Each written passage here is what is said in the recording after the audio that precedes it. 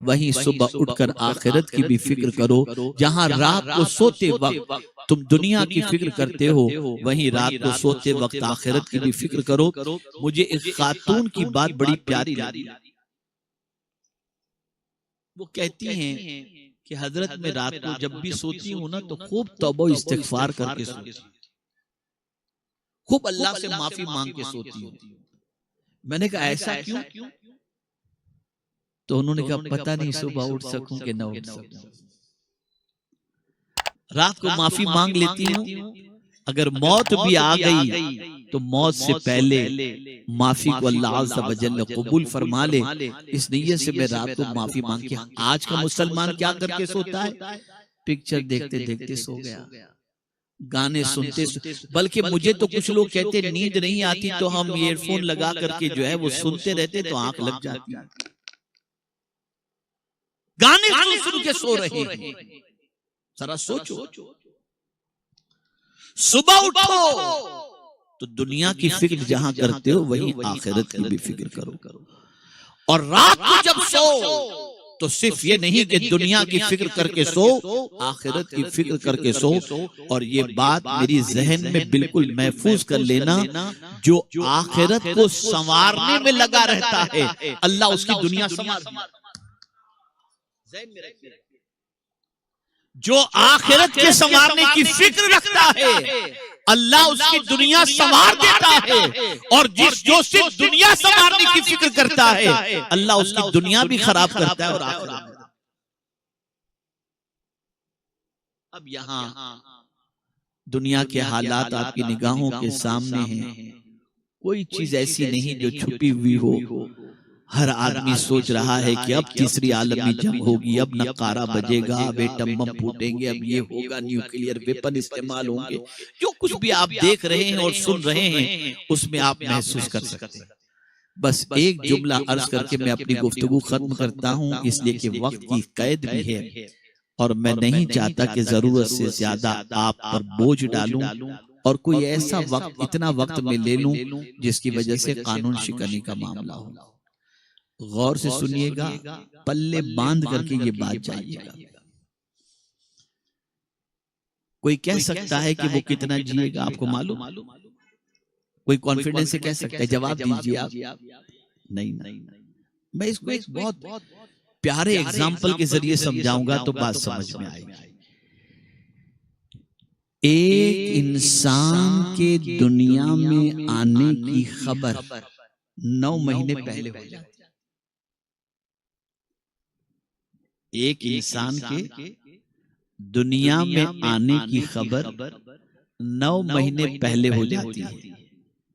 अगर औरत उम्मीद से है और पॉजिटिव आ गया तो पता चल जाता है कि अब इसके शिकम में परवरिश पाने वाला बच्चा 9 महीने के बाद वजूद के अंदर आ जाएगा, है ना? तो आने की इत्तिला 9 महीने पहले हो जाती है। भाई आप समझ रहे हैं मेरी बात? आने की इत्तिला कितने महीने पहले हो जाती है? 9 महीने पहले हो जाती है। लेकिन जाने की खबर 9 सेकंड पहले भी नहीं होती।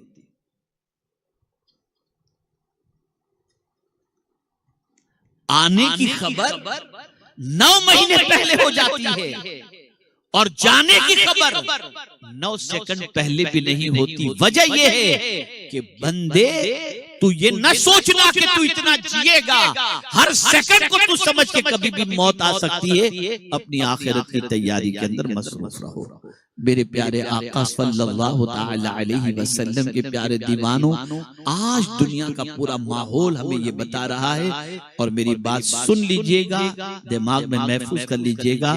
आने वाले कुछ सालों के बाद दुनिया में जंग सिर्फ इस बुनियाद पर होगी कि पानी पर कंट्रोल किसका होगा। इतनी पानी की किल्लत हो जाएगी, पानी की इतनी किल्लत हो जाएगी। ये हालात बन रहे हैं और हमारा हाल क्या है? बड़ी मादरत के साथ मैं खास तौर पर अपने भाइयों से कहूंगा, मुसलमान भाई, गुटखे से फुर्सत नहीं, तंबाकू से फुर्सत नहीं, सिगरेट से फुर्सत नहीं, यूट्यूब से फुर्सत नहीं, चौराहे पर बैठकर गपशप करने से फुर्सत नहीं, कैरम खेलने से फुर्सत नहीं, और थोड़ा सा और आगे बढ़ जाएं तो रमी खेलने से फुर्सत नहीं। ये सब सारी चीजों में हमारी कौम डूब रही है। गोया हम खुद मुसीबतों को दावत दे रहे हैं। क्या है मुसीबत तो इतनी दूर कहाँ है, आजा जल्दी से हमारे। और हमारी कैफियत, अब आखिरी बात, हमारी कैफियत हम ही नहीं जानते, गैर भी जानते हैं। और गैर भी जानता है कि रमजान हो, हज हो, रोजे हो, नमाज हो, मुसलमान नहीं बदल सकता। दलील दूं आपको, नई पिक्चर रिलीज होती है ईद ही के लिए, इसलिए कि ये जानते हैं कि मुसलमान आजाद हुआ सबसे पहले गुनाह की तरफ भागेगा। शैतान तो बाद में भागेगा, पहले ये भागेगा। ये हमारी पहचान हो गई है। तो सर अपने आप को संवारो, अपनी सोच को दुरुस्त करो।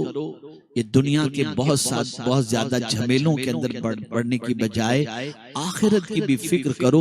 दुनिया में रहना कितना है नहीं मालूम, अच्छी तरह से जीने का आप इंतजाम करो। मैं ये नहीं कहता, लेकिन इतना भी दुनिया में न डूब जाओ कि आखिरत की तैयारी का कोई ख्याल ही न रहे, कोई फिक्र ही न रहे, और आखिरत की तैयारी के लिए कोई जिद्दोजहद ही न रहे।